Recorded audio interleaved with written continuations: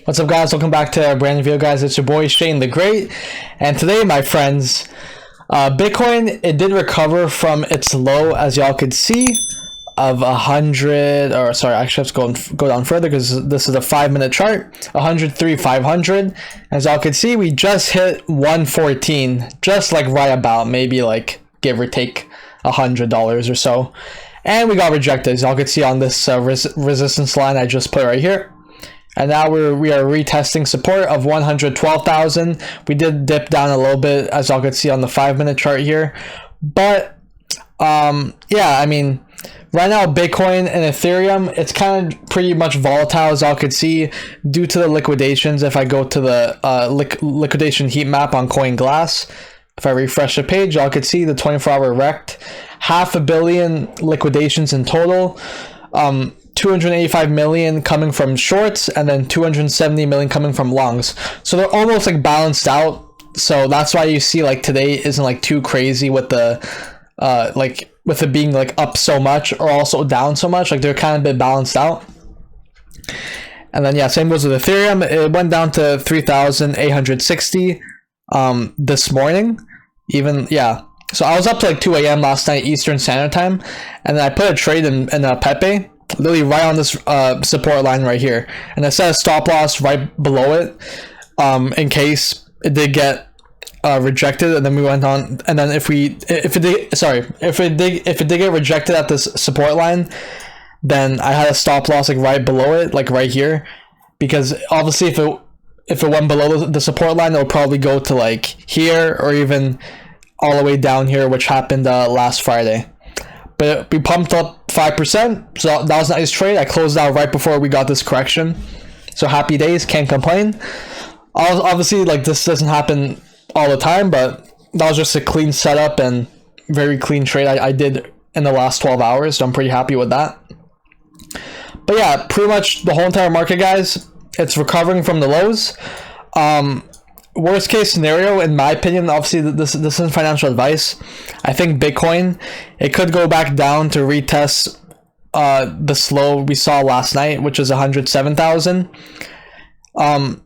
Before I speak about that, yesterday, on Monday, October 20th, Bitcoin did go to $111,700, but it didn't quite get above 112K, so I knew that the market was going to go down later that day, and that was correct. Obviously, it didn't happen like very close to this time frame of it getting rejected here, but we did get a dump from like midnight all the way to 2 a.m.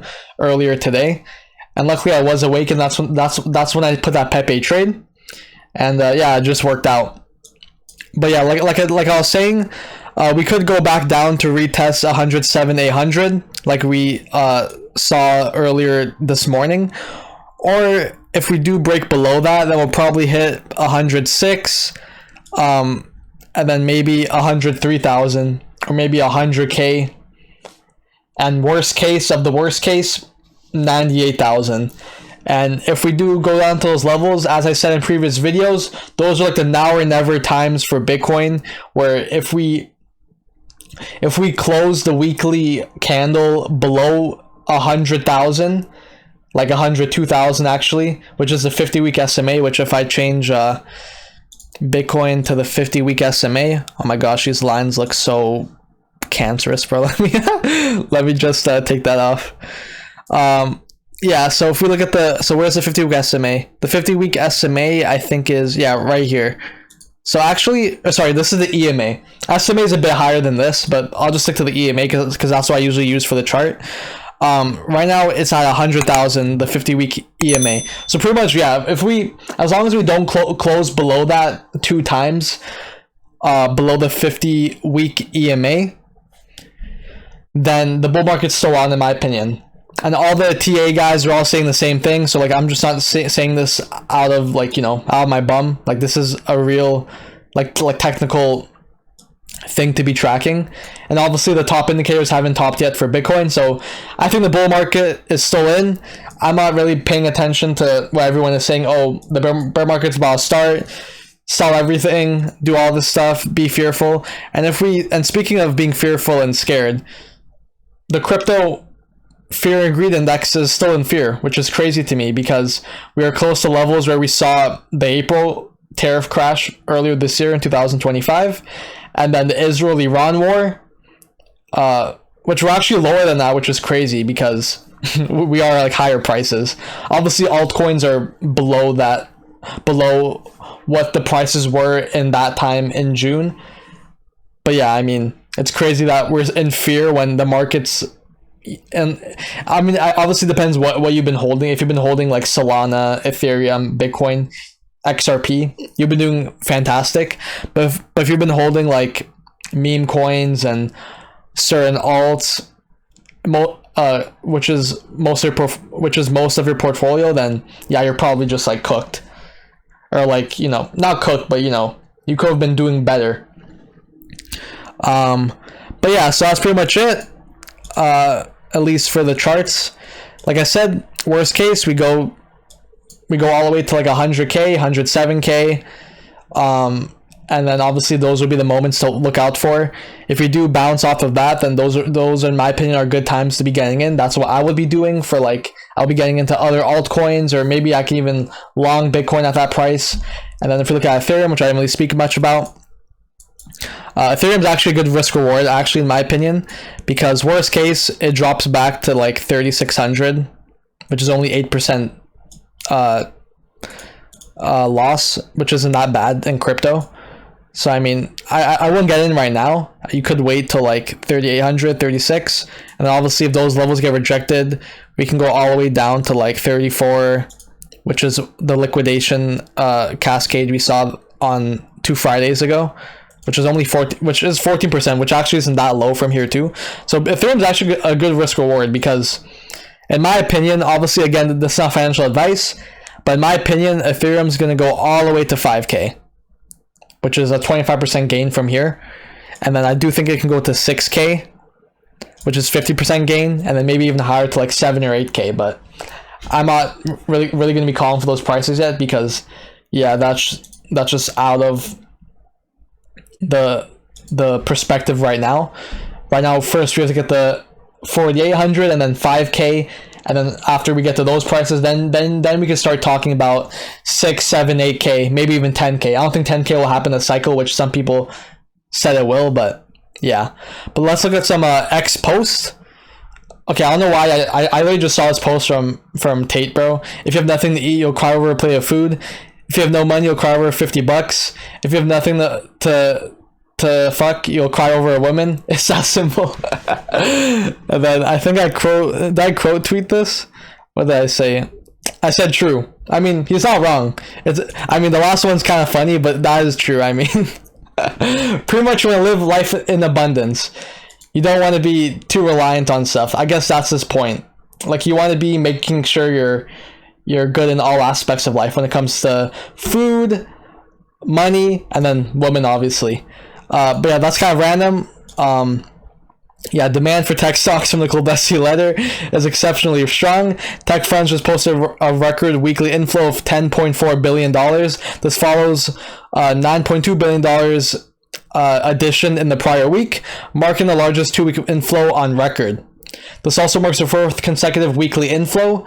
As a result, the 4-week moving average jumped to plus 5.2 billion, surpassing the previous all-time high of 4.8 billion. Overall, the funds have seen just 5 weeks of net outflows. Investor appetite for tech stocks is stronger than ever. So yeah, I mean, if you bought anything, honestly, apart from, I guess, from like certain altcoins, if you bought any stock, gold, Bitcoin, even altcoins, besides like a few of them, then you'll be up right now still. Especially stocks, because like stocks isn't like crypto. Like, they don't go down like tremendously low unless like you see like a black swan event, like with the tariff FUD and all that stuff. So yeah, pretty much everything's doing well. It's so over. This is from Ash Crypto. This is so true. It's so over. We are back. We are so back. It's over. It's so over. Right now we're so back. Maybe soon will be it's over again if we get another deep correction like we saw last week. But yeah, that's funny. Colin talks crypto. Here's gold versus Bitcoin versus global M2 money supply chart. For those wondering what it looks like, interesting right portion of the chart. So I was just watching this video. If y'all haven't already, be sure to watch Colin talks crypto video. He will explain this way more better than what I would do. But yeah, pretty much what his video says, just to sum it up if you don't plan on watching it, is Bitcoin should follow what gold just did. If you guys have been out of the loop, gold hit $4,400 an ounce, and it actually just now started to correct. So if we go to the gold chart, it actually went down today. I think today's the biggest drop since 2013 of April. Yeah, wow, 7% in one day. That's crazy. Like for something like that, bro. All the boomers are crying right now, bro. They're like 7% in one day, bro. Guys, us crypto bros, we see negative 7% in like 10 minutes. Heck, even, bro, 2 weeks ago during that Friday liquidation event, we saw 90% down in like 10 minutes, bro, on some altcoins. So, I mean, these boomers, they gotta lock in. They gotta lock in. But yeah, I mean, long-term gold's probably a safe bet. But anyways, gold's going down, so that capital is rotating to Bitcoin. So that's what his thesis is here. Bitcoin should be following gold, what gold just did, with it catching up to the global M2. Which is a global money that's printed. And yeah, pretty much Bitcoin, we could go all the way to like 150k, 135k, 150k, maybe even higher, which could happen which could happen between November, December, even early 2026, like maybe January or February. I do hope this bull market is done by then, because bro, I can't go another year with this much stress, if I'm being honest with you guys. I already have some gray hair. You guys can't really see on camera, but yeah, I mean, I want to get out of this market, man. And I hope to just be heavy in cash and like time the top almost perfectly. I don't think I'll time it perfectly, but at least like almost perfect. And then obviously you work with what you got and then rebuy during the bear and make also smart trades as well in the bear market to prepare for the next bull market. But yeah, so pretty much Bitcoin, it should be catching up soon, assuming this is correct. Obviously, not financial advice. Trump has just said China may pay 155% tariff if no deal by November 1st. This was said yesterday on Monday. But he did say that's if there is no deal. I do think they will have a deal, Trump and Xi Jinping, the president of China. They are meeting in 2 weeks, I think, in South Korea for some like summit. So I'm not really worried about that. I think we'll see a lot of volatility and just like manipulation leading up to that event, and then they'll probably sign a trade deal, and then everything will gigapump, and then yeah, maybe that could be the next all-time high for Bitcoin and Ethereum. And then Chuck Schumer, which is I think the minority leader in the Senate. I know who Chuck Schumer is, obviously, but I don't know what his role is completely in the government. But I think it's like minority leader with Hakeem Jeffries or something. But yeah, I've reached out to Trump today. Chuck Schumer urged Trump to sit down and negotiate with us. So they're talking about the government shutdown. Obviously, the government is currently shut down. I think it'll still be shut down for like another at least couple weeks. I'm actually glad it's shut down. I mean, obviously it sucks if you lost your job, so I'm sorry about that, but as a trader and an investor, it's actually pretty much bullish for us because they aren't reporting bad data for the market. So, I mean, the market will just keep on going up in the midterm, short to midterm, as long as the government's shut down. So yeah, I mean, but I do hope it doesn't get shut down soon. They come to like some deal, you know, whatever. So, but yeah, guys, that's pretty much it for the video. If y'all did enjoy, be sure to drop a like and also subscribe. Like I said, Bitcoin, it could go down to like 100K. That'll be the now or never moment. If not, we'll probably chop around for a bit, and then for us to remain a bullish uptrend, we have to get above 115, 116K, and then from there 118K, and then once you get above the 118 or so $1,000 for Bitcoin, that's when I'll be very, very bullish again, and that's when I think we'll hit new all-time highs, or at least previous all-time highs. And like I said, the bull market, in my opinion, it's still on. I haven't seen anything that would confirm otherwise, that it's off. Like I said, if Bitcoin closes below the 50-week EMA, which is 100,000, and I think it's 102,000 if you're going by the 50-week SMA line. indicator. Until that does happen, I'm still in the bullish. I'm still bullish for the market, and I do think the bull market's still on, up at least for like another 2 to 3 months or so. So yeah, but yeah, guys, take care, God bless, and peace.